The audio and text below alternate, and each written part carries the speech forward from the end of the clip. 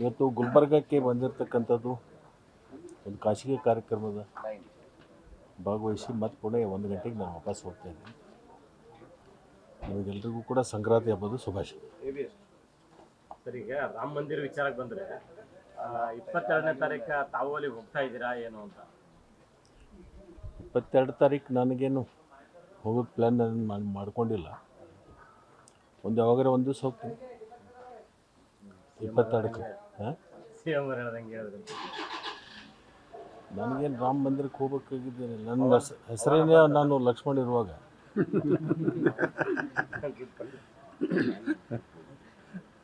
ಈಗ MP election ಬರ್ತಿದೆ sir. ಈ ಬೆಳಗಾವಿ ಆ ಭಾಗದಲ್ಲಿ ನಿಮ್ಮ ಇದು ಏನು ಚಿಕ್ಕೋಡಿ ಈ ಲಕ್ಷ್ಮೀ ಹೆಬ್ಬಾಳ್ಕರ್ ಅವ್ರನ್ನ ಮತ್ತೆ ಉಸ್ತುವಾರಿ ಕೊಟ್ಟರು. ಬೆಳಗಾವಿ ಚಿಕ್ಕೋಡಿ ಈ ಸಾರಿ ಹೆಂಗಾಗುತ್ತೆ? ಎರಡು BJP ಇರ್ತಕ್ಕಂಥದ್ದು. ಚಿಕ್ಕೋಡಿ ಬೆಳಗಾಂ, ಬಿಜಾಪುರ ಬಾಗಲಕೋಟೆ, ಬೀದರ್ ಗುಲ್ಬರ್ಗ, ರಾಯಚೂರು ಬಳ್ಳಾರಿ, ಕೊಪ್ಪಳ, ಹೈದರಾಬಾದ್ ಕರ್ನಾಟಕ, ಮುಂಬೈ ಕರ್ನಾಟಕ, ಆಲ್ಮೋಸ್ಟ್ ಆಲ್ ನಾವು ಕಾಂಗ್ರೆಸ್ ಗೆಲ್ತೀವಿ. ಅಲ್ಲ, 28ಕ್ಕೆ 28 ಗೆಲ್ತೀವಿ ಸರ್. ಅವ್ರ ಪಕ್ಕದ ರಾಜ್ಯದ್ದು ಇನ್ನೆರಡು ಸೇರಿಸಿ ಹೇಳ್ತಾರೆ ಸಮೀಪ ಬಂದಂಗೆ. 30ಕ್ಕೆ ಬರ್ತಾರ. ಪಕ್ಷದಲ್ಲಿ ಸೂಕ್ತ ಸ್ಥಾನಮಾನ ಸಿಕ್ಕಿಲ್ಲ ಅಂತ ತಮಗೂ ಅಸಮಾಧಾನ ಆಯ್ತು. ಯಾರು ಹೇಳಿದ್ರು? ನೀವು ಶುರು ಮಾಡಿರಿ ಇವತ್ತು. ಮೊನ್ನೆ DCM ಒಂದು ಸಭೆ ಕೂಡ ಬೆಳಗಾವಿಯಲ್ಲಿ ಆಯ್ತು, ಅದಕ್ಕೂ ಕೂಡ ತಮ್ಗೆ ಕರೆದಿಲ್ಲ, ಆಹ್ವಾನ ಕೊಟ್ಟಿಲ್ಲ. ಯಾವುದು DCM?